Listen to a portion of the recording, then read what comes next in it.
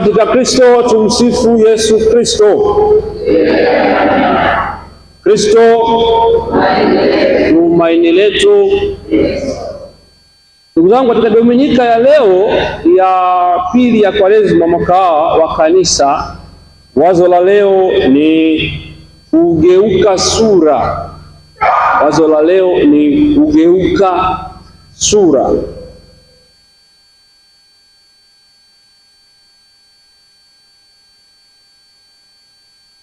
Katika masomo yetu, hususani somo la Injili takatifu ambalo linagusia tukio halisi la Yesu la kugeuka sura. Sura yake ikang'aa na mavazi yake yakametameta. Ndugu zanguni, nataka tutafakari kwa pamoja leo hii katika Dominika ya leo, ili wazo la kugeuka.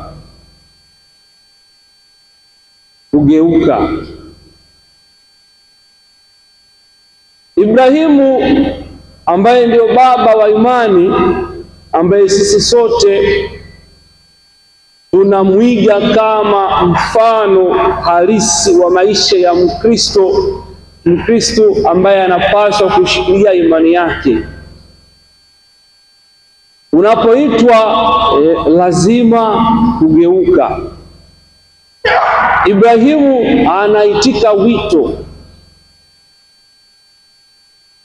lakini baada ya kuitikia, angalia ujumbe anaopewa, anaambia toka huko uliko. Baada ya kuitikia wito, ni lazima ufanyaje? Kugeuka. Ndugu zanguni,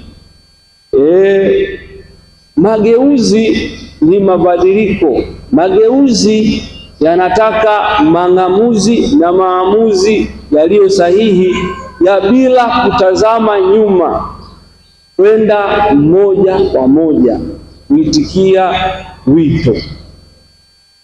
Manake mageuzi sasa inakuwa ni safari ya imani. Ni safari ambayo inahitaji mabadiliko. Ndio maana wito ambao anapewa Ibrahimu, anaitikia. Yesu anamwambia, Mungu anamwita, anamwambia toka huko uliko. Toka huko uliko. Ni lazima kubadilisha aina fulani au mtindo fulani wa maisha, ndipo hapo tutakapoweza sasa kufanikiwa kwa namna moja ama nyingine. Ndugu zanguni, katika maisha tu ya halisia ya kawaida, ukizungumza na watu wote, asilimia kubwa waliofanikiwa watakwambia kuna namna moja ama nyingine ambao waliifanya katika mtindo fulani wa maisha, wakaubadilisha sasa, wakaenda kufanya kwa namna nyingine ili waweze kufanikiwa. Sasa tuchukulie mtazamo huo sasa, tuweke na katika safari ya maisha ya kiroho. Ndivyo hivyo kwamba anataka tuondoke katika eneo lililopo. Baraka lazima kuifuatilia, baraka lazima kuitutumilia.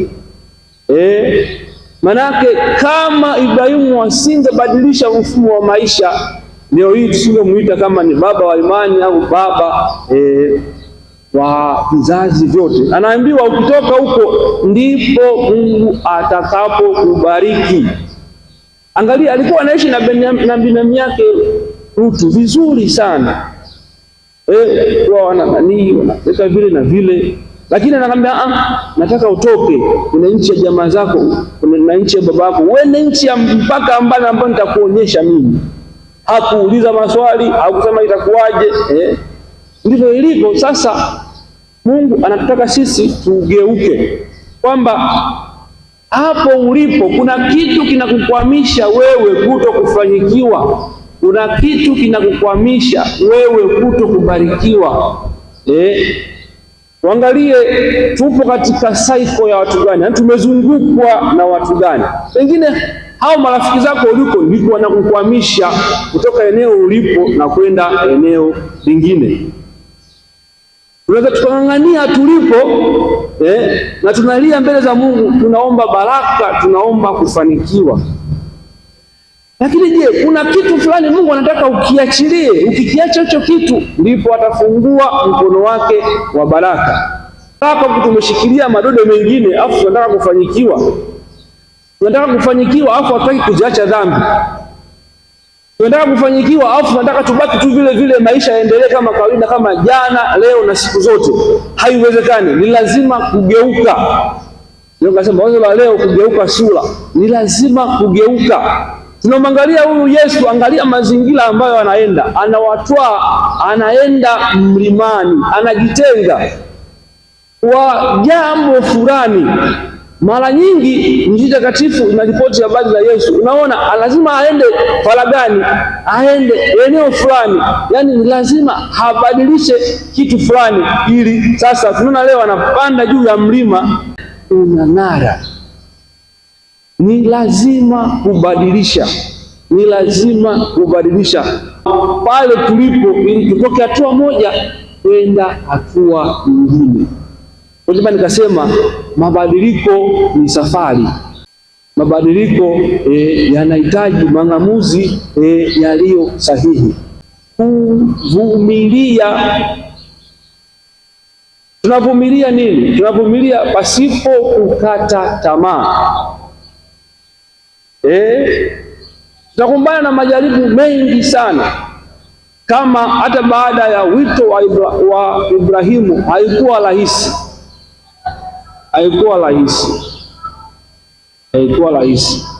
Yote lazima tuvitarajie kwamba tutakumbana navyo. Ndio maana Bwana wetu Yesu Kristo leo anabadilika sura yake inang'aa. Nabii Musa na Elia wanamtokea wakizungumza naye. Injili nyingine inaripoti wakizungumza naye yatakayompata baadaye, ambapo sasa ili yeye kuufikia utukufu ule, maana kwenye msalaba ndipo ulipo utukufu, yaani atapitia mateso, kifo na ufufuko. Ni kama anapata mang'amuzi ya baadaye jinsi itakavyokuwa. Angalia sasa Petro ambao siku zote yeye lazima ajitokeze tu kuwa mstari wa mbele, anajitokeza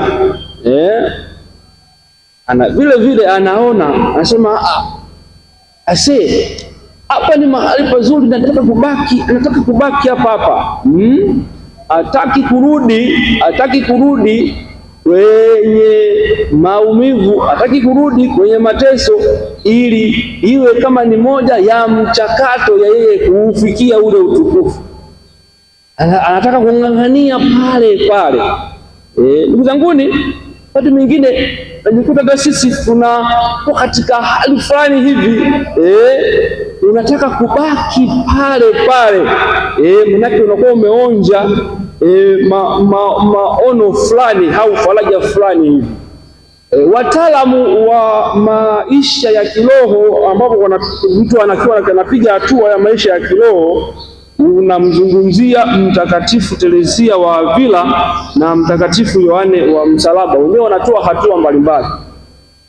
Kuna hatua ambapo mtu anapiga hatua, akifikia anaona kwa hizi faraja ninazozipata katika sasa hapa naongelea ni mtu ambaye ameshapiga hatua katika maisha ya sala. Amefikia hatua ambayo anaona anataka kubaki faraja. Manake anaona ile raha, isi ule uwepo ulipo, yani kila kitu kwako kinaenda shwari. Sasa kurudi kuna yale maumivu ya nyuma na kuanza safari tena upya. Ndicho hicho ambacho Petro kinamkuta. Ama mawazo yake mengi yanakuwa ni mawazo ya kibinadamu, anafikiria kibinadamu. Kurudi nyuma hapa, ile sura 16 alishamwambia hapa, bwana, hapana, hao mateso atakupata. Akamwambia, ondoka nyuma yangu Shetani, wewe unawaza mawazo ya binadamu. Kwa ndugu zanguni, ni lazima Wakinyamwezi wanasema lazima uondoke, utoke katika ile comfortable zone. Yaani lazima tutoke ile katika ile hali ambayo tunaona maisha yanaenda sawa. Tunaweza kufanyikiwaje basi?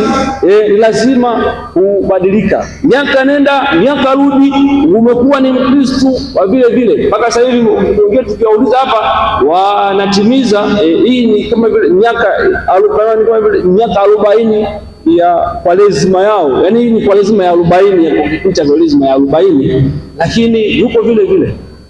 Alikuwa mtoto, akawa kijana, akawa mzee, yuko vile vile. Sasa ikitokea hivyo inakuwaje sasa? Unakuwa ni mtu wa kulaumu, yaani wewe lawama za kwako ni kulalamika tu siku zote, nifanyii hiki, nitendee kile, nifanyii hivi. Wewe uliwafanyia nini? Hiki akiendi sawa, hiki akiendi vile. Ndugu zangu, ikifikia wakati fulani hata kwenye maisha tu lazima tukubali kwamba hata kama umri pia umeenda, changamoto sasa hivi pia ni nyingi za maradhi na magonjwa, tuwe watu wa kushukuru tu kwa kile ambacho Mungu ametutendea na kutujalia kwa zawadi. Kipindi tuko wazima, kipindi tuko hai, tuko mtoto wetu, jana wetu, mpaka tutafikia hatua hii, basi tuwe radhi kuyapokea yale yote yanayotokea na katika maisha yetu kwa jicho la imani, kwa jicho la imani, kama vile baba yetu Ibrahimu, kama vile baba yetu Ibrahimu. Kwa hiyo maisha yetu sasa yanaweza yakang'arishwa, yanaweza kung'aa endapo sasa tutaenenda bila ya kukata tamaa. Ndipo somo la pili la waraka wa pili wa Mtume Paulo kwa Timotheo, anamwambia uvumilie katika mabaya, nami ni kwa ajili. Kwa hiyo kwa ajili ya injili hiyo, kwa ajili ya neno hilo, uvumilia yote na bila kukata tamaa. Usikate tamaa, manake kwa kusudi neema zipo pamoja nasi. Ni vile tu jinsi gani sisi tunashirikiana na hizo neema na baraka. Ndio maana nikasema ni lazima tufanyaje ili tuweze kubadilika, ili tuweze kugeuka na Mungu ang'arishe maisha yetu. Ni lazima kuachilia vile vyote ambavyo tunaona ni vikwazo katika kupiga hatua moja kwenda mbele. Ni lazima kupiga. Ndugu zangu, kubadilisha tabia moja kwenda tabia ambayo nilizoea kuifanya, kuibadilisha huwa ni mateso na maumivu makali sana ambayo unapitia, hususan kwenye tabia iliyo mbaya ambayo unapaswa kuiacha.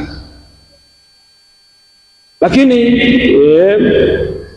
tunatiwa moyo kwamba ni lazima tu kufanya maamuzi hayo ili kugeuka kwetu sasa Bwana wetu Yesu Kristo, na Mungu atusaidie kwamba maisha yetu sasa yaweze kung'arishwa endapo tutaambatana na neema hizi na fadhili hizi ambazo Bwana Mungu wetu anatujalia na anatutendea katika maisha yetu. Tumsifu Yesu Kristo.